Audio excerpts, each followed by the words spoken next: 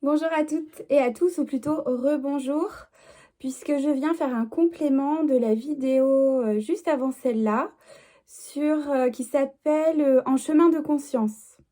Dans la vidéo précédente, j'ai parlé du bavardage qu'on peut avoir dans la tête.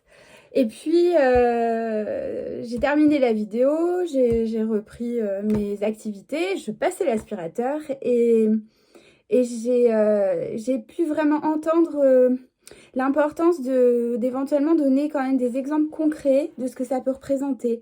Alors, je ne sais plus, parce que je ne retiens pas ce que j'ai dit en détail sur la vidéo d'avant, je n'ai pas retenu en détail. Je ne sais plus si j'ai donné des exemples, mais il y en a plusieurs qui me sont venus à l'esprit. Et je voulais vous les partager. Alors j'ai vite pris des notes parce que ça m'arrivait. Donc j'ai ma petite feuille sous les yeux pour essayer d'éclairer concrètement un peu ce que ça peut être ce bavardage dans la vie de tous les jours. Voilà, donc cette vidéo que vous écoutez là prend son sens aussi peut-être en ayant écouté l'autre avant. Mais voilà, pourquoi pas l'écouter de manière isolée. Alors, le bavardage dans la tête, ça peut être toutes les suppositions, les projections que l'on va faire sur l'autre, les déductions hâtives sur un comportement que l'autre peut avoir.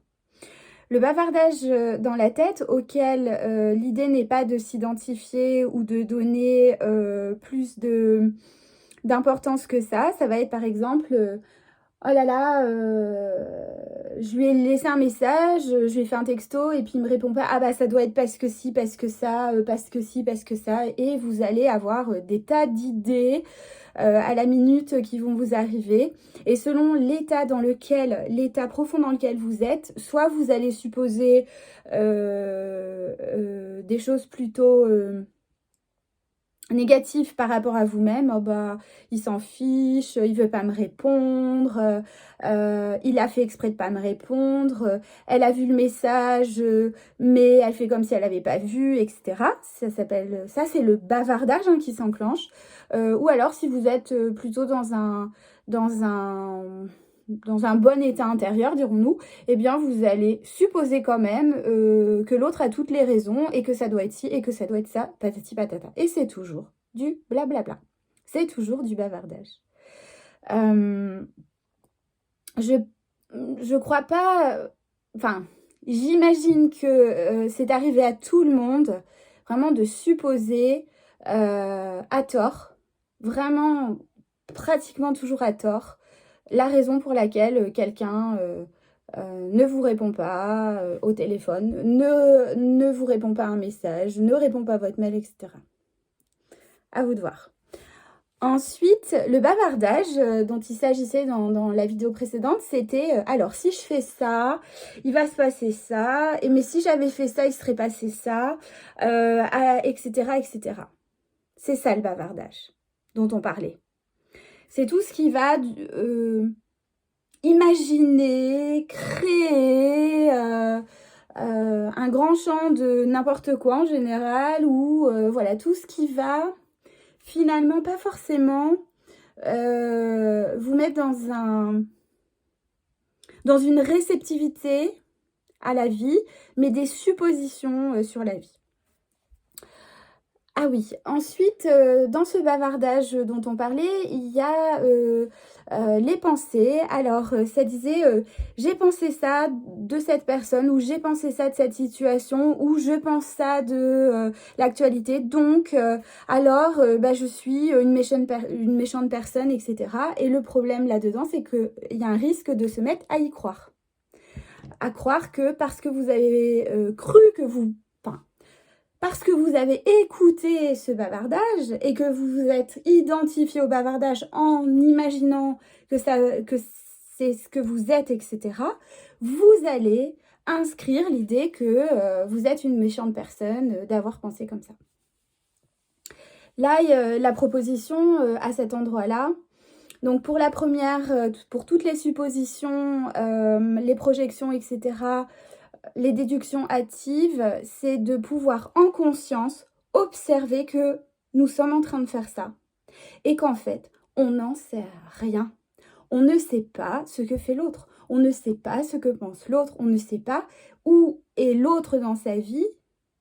Et il y a 10 millions de possibilités qui expliquera pourquoi il vous répond pas, elle vous répond pas, etc. Et vous savez absolument pas de quoi il s'agit finalement. Et le bavardage va vous faire croire que vous avez vraiment tout compris et que c'est exactement ça qui est en train de se passer de l'autre côté. D'accord ? Donc l'idée c'est, j'ai conscience que je suis en train de bavarder, en tout cas que ça bavarde et que ça me raconte tout et n'importe quoi. Et juste, je fais la démarche consciente d'arrêter d'y croire. D'arrêter d'y croire. J'entends, ça ressemble aux accords Toltec. Oui, bien sûr, tout à fait. J'ai pensé ça, alors pour j'ai pensé ça, donc je suis une mauvaise personne, une méchante personne, blablabla. Alors là, la proposition c'est d'aller regarder le manque d'amour qu'il y a à l'intérieur de vous pour vous-même, pour avoir projeté chez l'autre des pensées. Voilà. Et ça fait en rien de vous une mauvaise personne, une méchante personne, patati patata. Ça montre, et c'est ça l'idée, d'utiliser justement avec conscience tout ce bavardage, toute cette attitude. C'est d'utiliser, de mettre en conscience ce qui a pu traverser à cet endroit pour pouvoir aller regarder le manque d'amour potentiel que vous avez au fond du cœur. Voilà, ça peut servir à ça. Soit vous n'écoutez pas, c'est là, mais vous n'y croyez pas. Vous n'y croyez pas à « je suis une mauvaise personne », mais par contre, ce que vous pouvez faire, c'est d'aller regarder quel est l'endroit qui manque d'amour à l'intérieur de vous pour avoir projeté ça chez l'autre. C'est ce qui était dit dans la vidéo juste avant. Voilà, comment ce qui se passe à l'extérieur peut nous permettre, être une fabuleuse opportunité d'aller voir pourquoi à l'intérieur ça nous touche. Alors, ensuite sur les émotions, j'ai écrit « je pleure ». Et le bavardage, donc vous êtes en train de pleurer, et le bavardage, c'est « ça va jamais s'arrêter, je suis en déprime ». Ouais, c'est ça, je suis en déprime, ça va durer des jours, je vais pas m'en sortir. À cet endroit-là, vous êtes en train de risquer de vous identifier à l'émotion. Au lieu d'en conscience, juste en conscience, voir que vous pleurez, voir que quelque chose en vous est triste, que vous avez besoin simplement de l'évacuer, de le vivre, de vous laisser traverser. Le blabla, le bavardage auquel l'idée n'est pas de s'identifier, ça va être « non, vous n'êtes pas en déprime, non, ça va pas durer des jours, etc. Vous n'en savez rien. » Ça fait blablabla. Et là, l'idée, c'est de, en conscience, dire « je suis simplement dans un espace où j'ai besoin de libérer de la tristesse pour une raison que je connais ou pour une raison que je ne connais pas. » Et on s'en fiche. Juste, on laisse l'émotion traverser. J'ai peur. Bon, alors j'ai peur. Alors c'est que je suis pas capable j'y arriverai pas. Si j'étais capable, j'aurais pas peur comme ça, etc. On est encore dans le blablabla. Et à cet endroit-là, au lieu de juste sentir que quelque chose traverse, une émotion traverse, ok, elle est là, elle a sa raison d'être. On sait pourquoi, on sait pas pourquoi.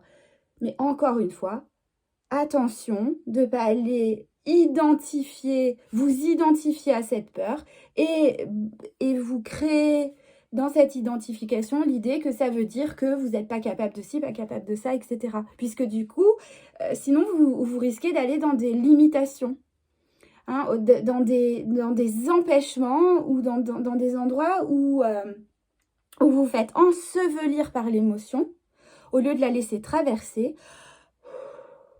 Vous laissez en sortir parce qu'à un moment donné, ça se dissout, ça fond, ça s'est libéré. Et à ce moment-là, vous reprenez le cours de votre vie de manière encore plus allégée. Ah oui, j'ai noté aussi, je regarde une situation avec mon prisme. Par exemple, c'est intéressant d'observer que dans une famille, si on demande à une fratrie de parler de ses parents, ils vont tous en parler de manière différente globalement. Il y aura peut-être des traits communs, mais globalement, chacun en parlera avec son prisme. Ou d'un événement aussi. Hein, être témoin d'un événement, on va risquer de trouver, selon le point de vue de l'événement, des témoignages différents. Donc là, l'idée, c'était d'apprendre à pouvoir imaginer, ou prendre conscience que nous n'avons pas la vue globale. Nous n'avons pas la vue globale. Et le risque, c'est de définir quelque chose en disant c'est ça. Parce qu'à travers notre prisme, notre filtre, l'endroit dont on a regardé la scène, l'âge qu'on avait, la situation, l'état dans lequel on était, déjà c'est vrai, effectivement, tout ça va modifier le témoignage. Donc c'est vraiment finalement très compliqué d'être dans des certitudes. Et en même temps, ça devient formidable parce que ça peut ouvrir justement l'esprit à un champ de possibles très très très important finalement, bien plus grand, et on en parlait juste avant, enfin sur la vidéo juste avant, du champ du possible que ça peut ouvrir. Voilà, et la dernière chose que je voulais vous transmettre aussi ça, ce chemin de conscience sur le fait que ça bavarde beaucoup en nous, on peut le savoir dans notre tête. Ah bah ça je le sais, mais de toute façon tout le monde sait qu'on a plein de pensées, qu'on ne limite pas qu'on peut pas arrêter nos pensées, etc. J'imagine bien que vous êtes nombreux à le savoir déjà. Et la conscience que j'ai mise tout à l'heure là-dessus, c'est que oui, j'ai l'idée que j'en avais conscience, mais j'ai pris conscience de l'impact que ça avait, de ce que ça entraînait au quotidien. Et l'idée à cet endroit de cette première vidéo et cette deuxième, c'est de vous permettre d'aller approfondir la mise en conscience de ce que cela pourrait générer, c'est-à-dire tous les empêchements, les limitations, à aller vers ce que vous sentez pour vous, vers l'exploration, vers l'expérience de vie, vers vivre les expériences. Voilà. Donc l'idée à cet endroit-là, pour cette deuxième vidéo, c'était peut-être d'apporter davantage de concret pour pouvoir mettre un peu plus en matière dans du quotidien, ce dont il a été question sur la vidéo précédente. Voilà. Eh bien, je retourne à mes activités du quotidien et je vous souhaite une belle journée, soirée, matinée, nuit, voilà, peu importe. Je vous souhaite le meilleur. Au revoir.